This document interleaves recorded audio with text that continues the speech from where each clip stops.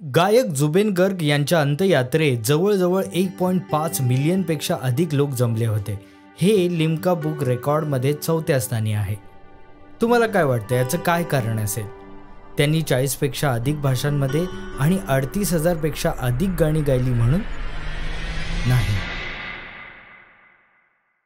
Who the hell are you I don't care असं बेधडक अन्यायाच्या विरुद्ध Assam United liberation front of Assam अर्थात ULFAला उत्तर देणारे गायक जुबेन गर्ग हे पडद्यामागील कलाकारांचं जरी आवाज बनले असले तरी खऱ्या आयुष्यात आसाम जनतेचे नायक होते. It's a lovely evening. Thank you everybody.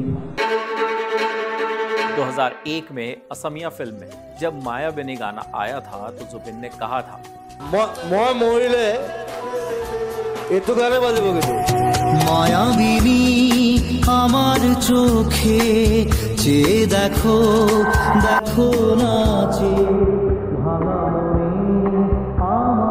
मोजकेच कलाकार आहेत जे प्रसिद्धीच्या शिखरावर असूनही सर्वसामान्य जनतेप्रमाणे आयुष्य जगणं पसंत करतात. असं व्यक्तिमत्व ज्यांनी स्वतःचं वेगळं अस्तित्व निर्माण केलं आणि सर्वांच्या हृदयात आपलं नाव लौकिक केलं. I'm always grateful to the people of Northeast and Assam who constantly inspires me always. त्यांच्या कार्याबद्दल तीळ मात्र शंका उरत नाही. मग ते संगीत क्षेत्र असो किंवा जनकार्य, जणू काही समाज कल्याणासाठी अवतरलेलं एक गूढ रहस्याचं उत्तम उदाहरण झाले आहेत. त्यांनी संगीत क्षेत्रात पहिलं पाऊल टाकलं तो काळ होता 1990च्या आणीबाणीचा.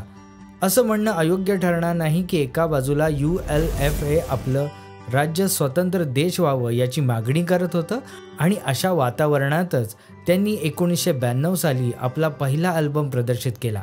त्याचं नाव होतं अनामिका.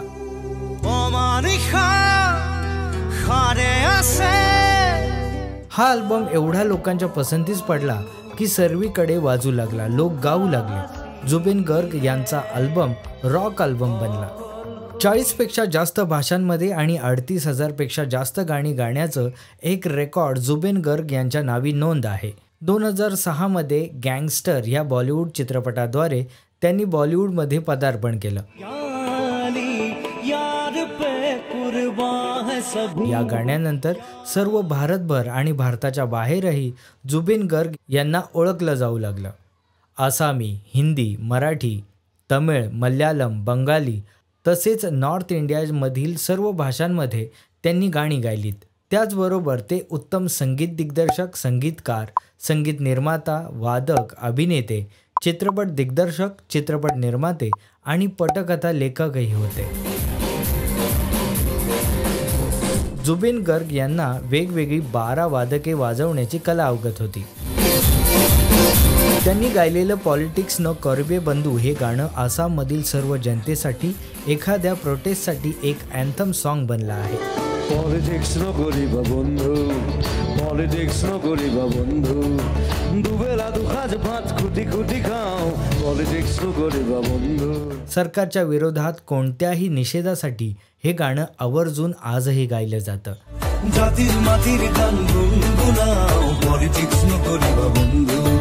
बॉलिवूडमधील यशाचं नावलौकिक प्रसिद्धीचं गाठलेलं शिखर सोडून सर्वसामान्य जनतेसाठी जुबेन गर्ग पुन्हा आसाममध्ये परतले. त्यांचं असं मत होतं की बॉलिवूडमध्ये गर्विष्ठपणा आहे, ते माणसांना गर्विष्ठ बनवते. जुबेन गर्ग म्हणतात की मला जात नाही, धर्म नाही, मला देव नाही, मी आझाद आहे. त्यांनी जातीवादाला आपल्या जाणव्यासोबतच भिरकावून टाकलं. सरकारच्या विरोधात अनेक प्रोटेस्टमध्ये ते जनतेसोबत खंबीरपणे उभे होते.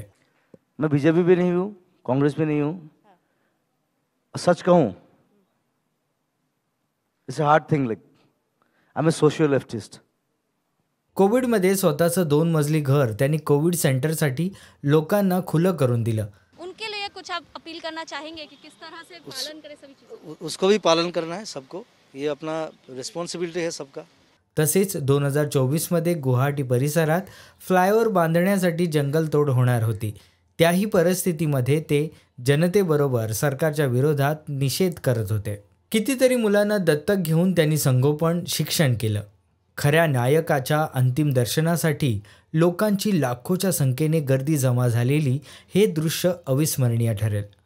जुबेन गर्ग यांचं निधन 19 सप्टेंबर 2025 रोजी सिंगापूरमध्ये स्कुबा डायव्हिंग करताना अपघाती झाले. त्यांचा मृतदेह विमानाने आणला गेला.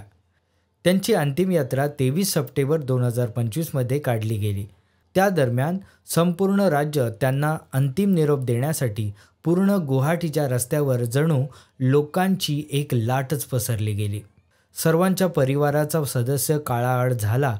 ह्या दुःखात जनतेनं जुबेन गर्ग यांचं मायबिनी गाणं गाऊन त्यांना श्रद्धांजली अर्पण केली.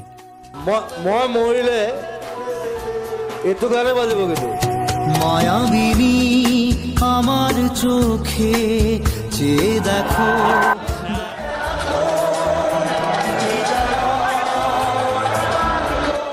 असम ने अपने सितारे जुबेन को आखिर अलविदा कहा तो उनके फैन, उनकी पत्नी गरिमा भी उनके गाने मायाबिनी को बुदबुदाने लगे. हृदयस्पर्शी त्यांच्या आयुष्याच्या कार्याचा प्रवास इथे शेवट झाला. लाखोंच्या हृदयात आपलं नाव उमटवून त्यांनी एक नवीन विश्व बनवलं. अशा कलाकाराला, खऱ्या नायकाला हा एपिसोड समर्पित आहे. कमेंटमध्ये तुम्ही तुमचं आवडतं जुबेनदाचं गाणं सांगून त्यांना श्रद्धांजली, आदरांजली नक्कीच द्या.